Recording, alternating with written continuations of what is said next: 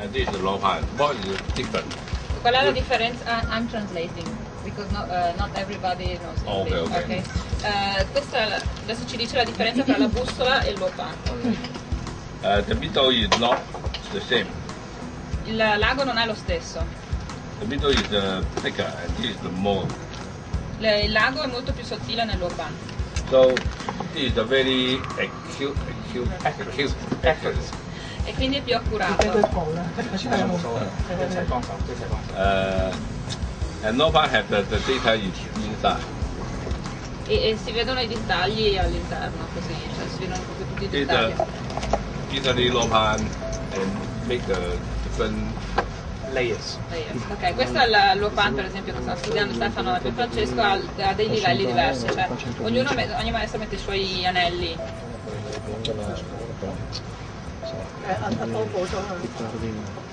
Every layer has different meanings. Ogni anello ha significati differenti.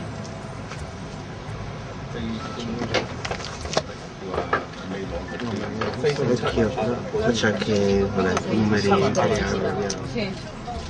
Period 7, period 8. Ok, questo allora fa vedere il periodo 7 e il periodo 8. Different meanings. E gli 8 periodi hanno significati This is diversi. a low pan ruler. Questa è una squadretta low pan. È un righello. Ed è utile da utilizzare sui disegni. After you use the law pen to measure the direction, you use the ruler to cover on the floor plan. Quindi prima si usa il low pan per misurare le direzioni e poi si utilizza questo strumento sul disegno. And the holes there, you can use the pen to point and use the ruler to make a E straight line. i buchetti servono per puntarlo sul foglio e segnare i settori. Ma così. First of all, make a center point of the center of the house. Prima di tutto si individua il centro. And then use the law pen to check the direction. Con lo pan verifichi la direzione. And then fix the rulers here and point it. Questo qua e punti per segnare sul disegno i settori. After making every point, you can use the rulers to make a cross, to make a straight line, so you can see there's 8 major directions. Quindi puoi disegnare gli 8 settori direttamente sul disegno. You can use the star combinations. You measure with a very accurate, with using point to the lines here. You can see very. Si misura molto accuratamente, nella direzione in cui punta l'ago vedi, puoi leggere tutti gli anelli. So in every layers has different meanings. E ogni anello ha un significato. E dopo ci sono invece si arriva alle 24 montagne. Then you have 64 more details meanings for fortune telling. E poi si arriva a 64 diversi significati per predire la fortuna. If you're going to master level, professional level, the very small red point here will have a special meaning.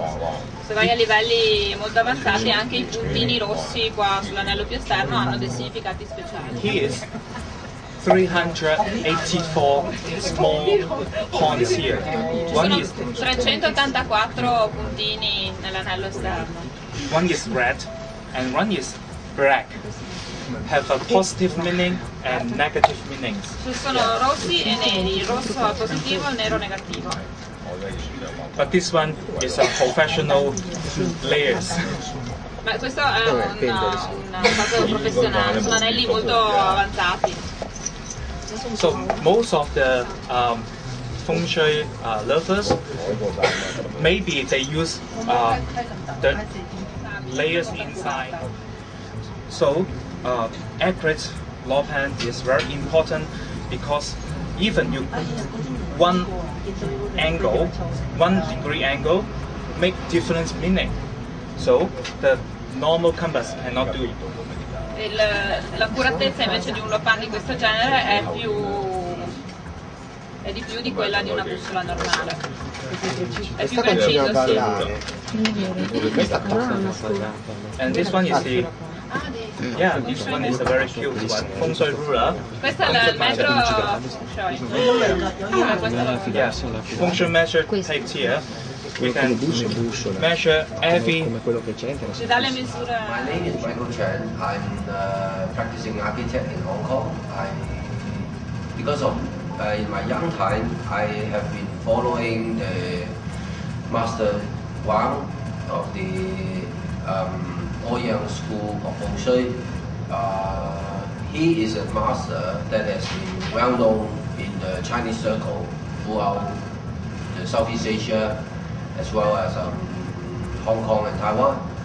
He has published widely, so our school is quite, I would like to clarify the many misinterpretations about what we call so-called form school written in many articles in the West.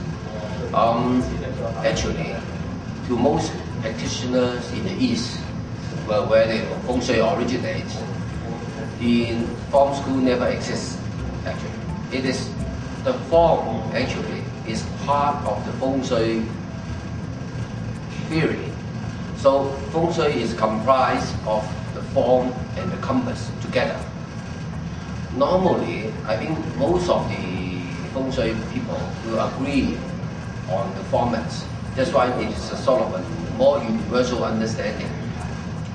The only difference among the different schools is mainly on how to interpret the compass.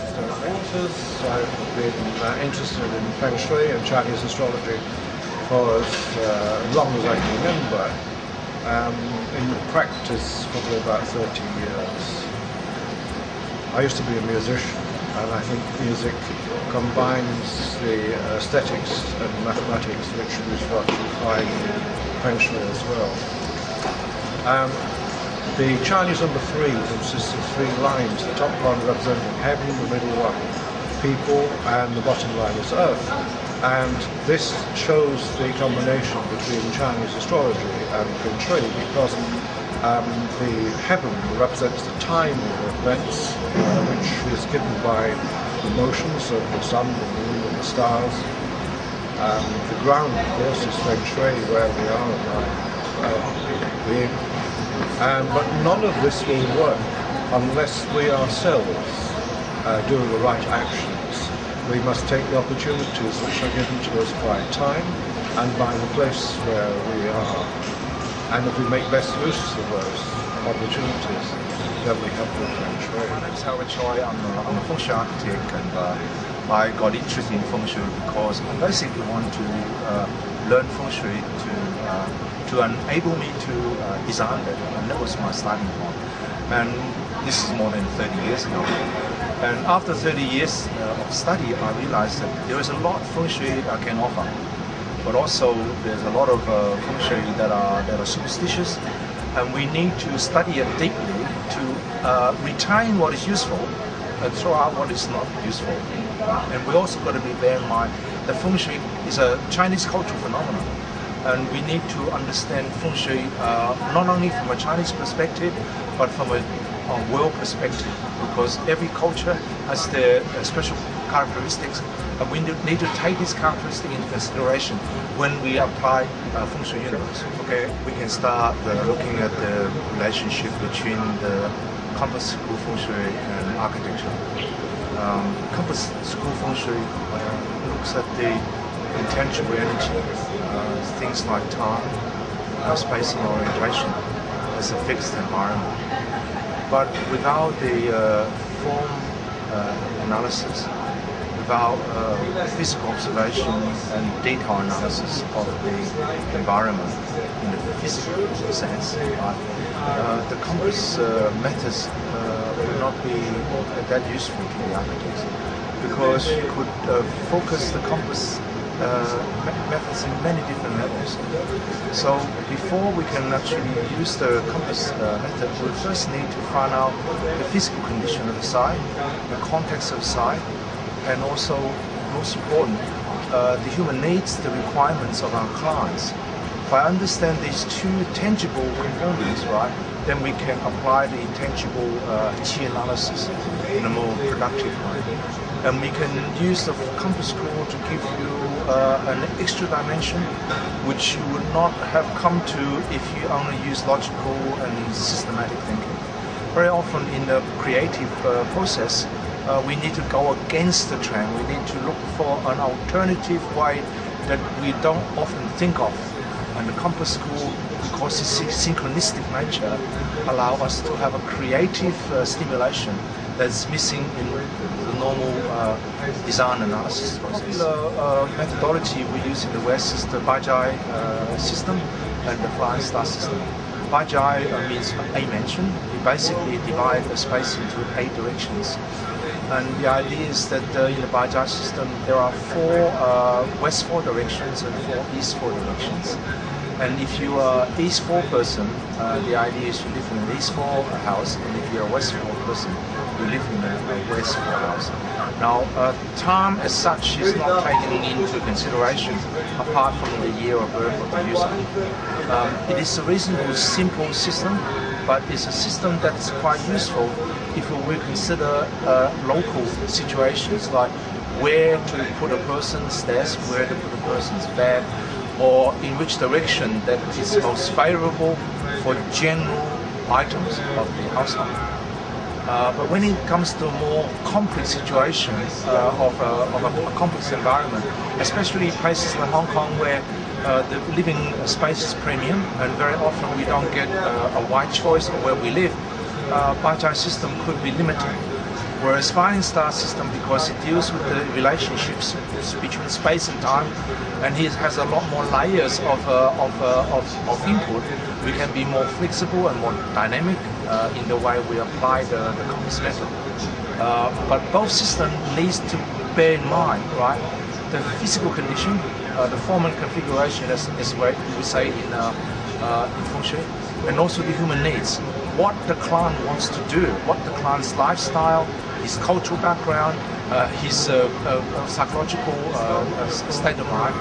As therefore, we need not only just using either one of these or both systems, but we need to use them in conjunction with studying the human being and studying the physical environment. We use the term 体用 in Chinese. Basically, it means essence and form. Right? Now, the Feng Shui essence is really universal. And that principle allows us to use it to express it in different form. And as you can see, even in China, the building style is different, vary from place to place. But the idea is the same, that we can live in harmony with an environment. We can live in the most natural way, and we spend the least amount of energy to keep ourselves living productive, as we say, to take advantage of the sunshine. So my name is Raymond No. I'm a Feng Shui consultant. So I also help people to improve the fortune in their house, and also I do destiny analysis to help people to make decisions and planning for the future. So Feng Shui, I find it's a very fascinating Chinese subject. It's an ancient Chinese knowledge talking about how the environment can affect your luck, your well-being. So the Chinese has discovered there are different kinds of energy existing in the environment, and some of the energies are good, and some of the energies can cause you to be sick and cause you to have conflict with relationship problem. So therefore, as everybody live in an environment, everybody either work in a house or work in an office or live in a house. So therefore, everybody should understand what kind of energy is affecting them. So the job of Feng Shui Master is to help you to identify where is your good energy. So therefore we help you to make use of it, maximize, activate it. And then we also identify where is your bad energy. So therefore you should minimize it and try not to sit in that kind of place or work in that kind of place.